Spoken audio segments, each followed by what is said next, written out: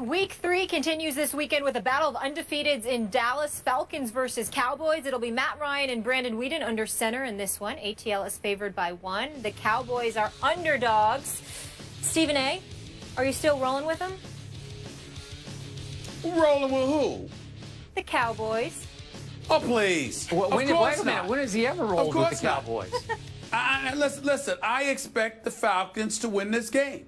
I think Dan Quinn has got their defense playing much improved football. It's not Tony Romo there. If Tony Romo was quarterbacking the Dallas Cowboys this weekend, I would have picked the Dallas Cowboys. But he's not. And even though Brandon Weeden has this arm that Jerry Jones has been bragging about, acting like he's the second coming of Joe Montana, and of course we know how much Skip loves his Brandon Weeden. We all know this. And I personally don't have anything against him because we share the same birthday, okay? I got nothing but love for the brother. The fact is that for his first game to go against the Atlanta Falcons, you got Tony Romo out, you got Des Bryant out, okay, Jason Witten's not going to be 100%. Greg Hardy hasn't arrived yet. Randy Gregory is still probably out. Rolando McClain is going to be out. Orlando Scandrick is out for the year. I think with Julio Jones, with Matt Ryan, Roddy White, I'm assuming, is going to make an appearance and show up. I personally believe that it may be a tight and a hard-fought game, but I think that this is a game Matt Ryan and the Atlanta Falcons should win. If they lose this game, all they're reminding us about is that they are not what we thought they were, that Mike Smith isn't the problem, the talent, or wasn't the problem, the talent was the problem. This is a game, if the Atlanta Falcons are trying to elevate themselves back to relevancy, this is a game they should win. They should beat Dallas on Sunday afternoon. I'm going to roll with a score of 27-23. I'm with you. I'm going Falcons 2016. Good. Skip's Love gonna it. love it because Love I'm it. Molly the Thank Jinx you. Karam. Molly the Jinx, you're off my bandwagon. Good. I feel very good about what I'm about to say. Oh, go for it. You know what, Stephen A. Can't wait. Smith? Every point you just made was absolutely football brilliance. I am impressed. You should be right about everything you just said, but you will not be right. You're going to be wrong because of certain intangibles you are overlooking. And allow me to start off my little soliloquy by paraphrasing the great Stephen A. Smith. Just stay on the Weeden. Just stay on him because he is worth staying on, especially this game at Jerry World this week. Now, you know how I felt about this. We didn't talk about it on the show, but I tweeted about it. I did not love the way Jason Garrett handled this quarterback situation. As you know, they traded for Matt Castle. And Jason Garrett that night called Brandon Weeden on his cell phone and made it clear to him, though we support you 1,000%, Brandon, you are now officially in a battle to keep your job as our #1 starting quarterback. And listen, Brandon Weeden has a crisis of confidence. He's lost 8 straight starts going back to his Cleveland days.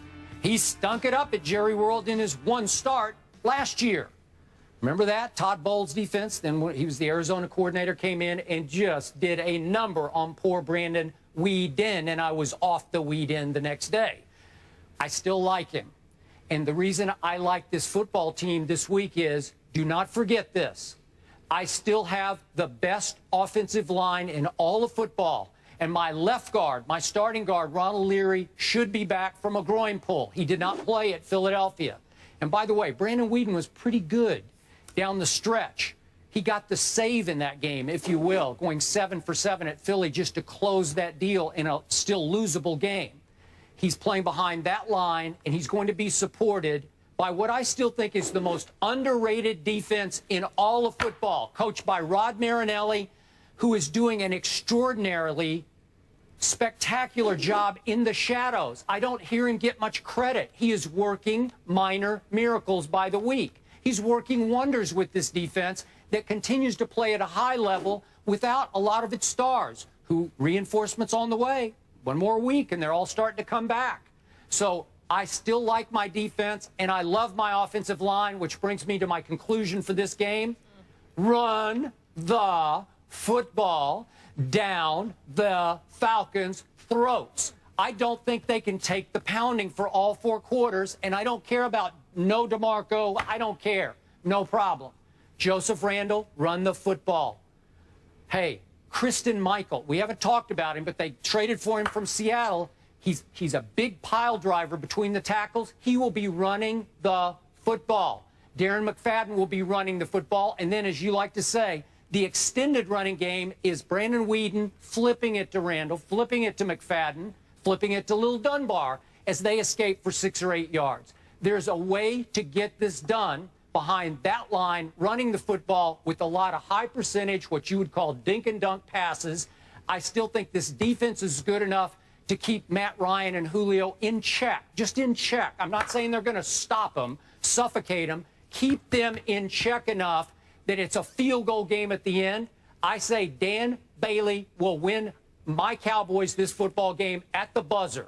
I'm going to go 24-23.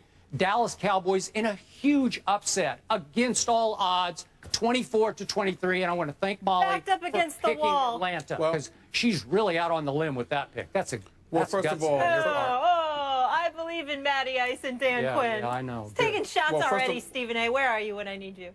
Well, first of all, the Falcons are ranked 29th against the pass, so that's going to be problematic for them if Weeden is any bit the passer that you and Jerry Jones, your boy, claim that he is. The best we've ever seen. He can said all of that. He can spin it. Better than we've ever seen. Yeah. Having said all of that, they do rank 9th against the rush. And when you consider the fact that DeMarco Murray is no longer there, I think that this is something that they'll show up and perform, a category that they'll show up and perform in. Also, keep in mind, Skip Bayless, that last week marked the first time that Roddy White went without a catch in 130 games. I think that he'll have something to prove. He's trying to play it off like it's no big deal because he's enjoying what Julio Jones is doing out there right now, putting on the show that he's put on thus far this season. But in the end, Roddy White is going to want to remind everybody that he can be an elite receiver in this game, too, because he has not been the last couple of years. Since the days he laughed at somebody asking him if somebody else had a better receiving tandem than the Atlanta Falcons. So, you know, it's not just about Julio Jones. Roddy White needs to be Roddy White in order for the Atlanta Falcons to be the elite offense that they once were.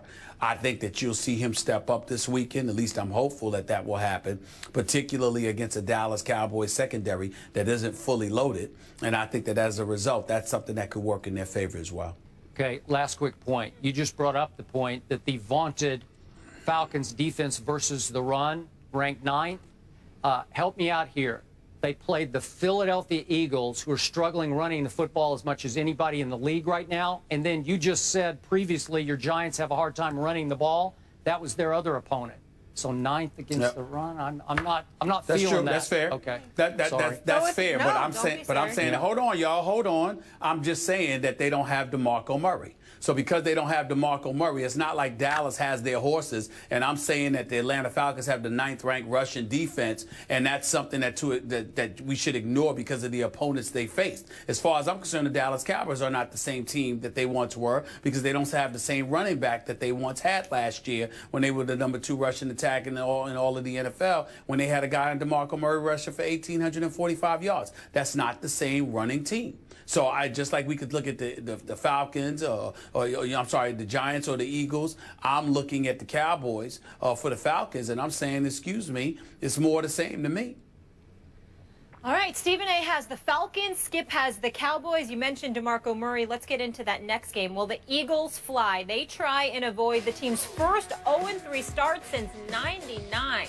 Will they be able to do it against the Jets? We'll get into that next. And it's another jam-packed sports weekend once again upon us. And, of course, we're all over the biggest storylines. Check out all of our topics by going to Instagram right now and checking out our rundown.